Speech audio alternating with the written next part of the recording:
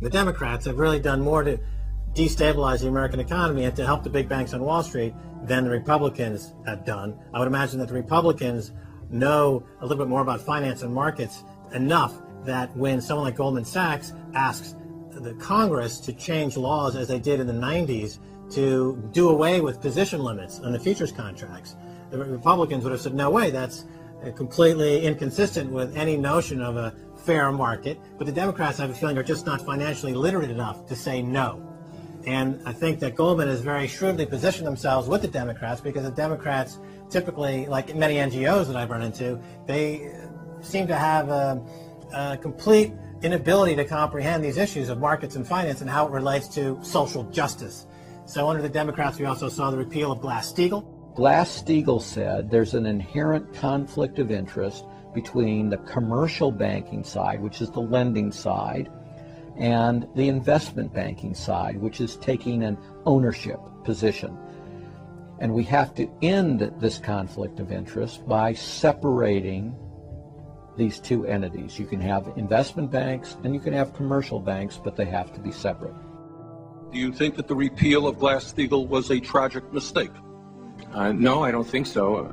You could be a commercial bank like Chase Manhattan, or you could be an investment house like J.P. Morgan, or a bank like Bank of America, or an investment house like Merrill Lynch. But you couldn't be both.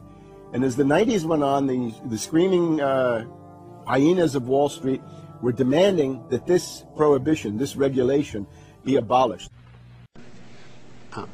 Mr. Chairman, of all the testimony we hear in this committee, I enjoy yours the most. You're always very interesting. We have an awful lot of academics that come in here and try and convince us that a circle is square, and vice versa, and I appreciate your forthrightness. I was a little bit perplexed today by your answers to the first gentleman from Texas's questions. First about inflation, I heard you talk about, you use pricing as a reference, and that purely printing more money doesn't cause inflation, which was really new news to me. And I wonder if you tell me what you think causes inflation. Well, let's be clear what's going on. The Federal Reserve is not putting money out into the economy. What we're doing is we're creating bank reserves. That's money that the banks hold with the Fed. So it's just sitting there idly. It's not chasing any goods. Okay?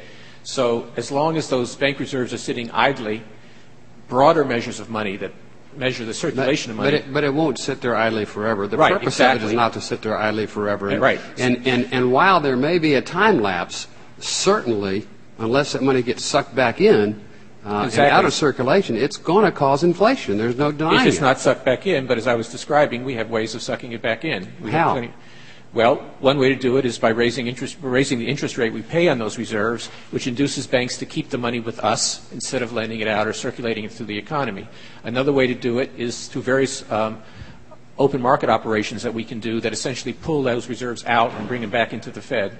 So we do have a number of tools to do it, and we're quite aware of this issue, and we will not allow the broad measures of money circulating in the economy to rise at a rate rapid enough that would cause inflation eventually. I'd appreciate if you could maybe give the members of this committee a little memo on a more extensive explanation of how you plan to do that without damaging the economy that we're trying to fix now. There's a chapter in the Monetary Policy Report that covers it. Thank you. The second question was in response to the audit of the Fed. As you well know, the statutes are this thick of exemptions to federal audit, of audits of the Fed. Every agency just about can be audited.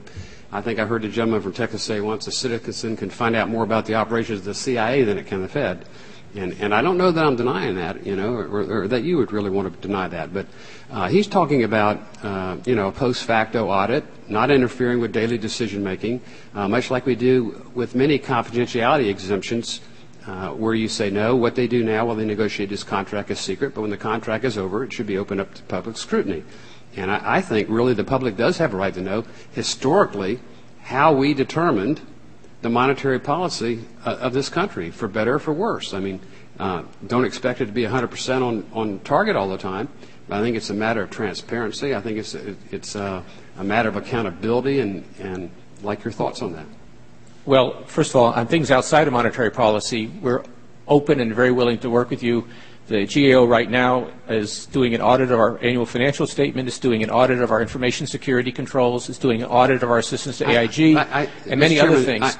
So let me turn to your question. This is the policy-making decisions, the minutes of the meetings that any government body might want to have off the record while they're making critical decisions, but eventually should be open to the public. Well, we put out a whole transcript in 5 years, but I think that's fine. But if it's done within days or even weeks of the decision, it's going to look like the Congress is saying we disagree with that decision. I agree with Article 1, Section 8 of the Constitution, under duties of Congress, states to coin money, regulate the value thereof, and of foreign coin, and fix the standard of weights and measures. You see, Bernanke is trying to skew Congress away from doing their job, which is why the Federal Reserve Act was put in the first place, to give a bureaucracy control over the nation's monetary supply. Not only is it a bureaucracy, it is a private central bank, accountable to nobody.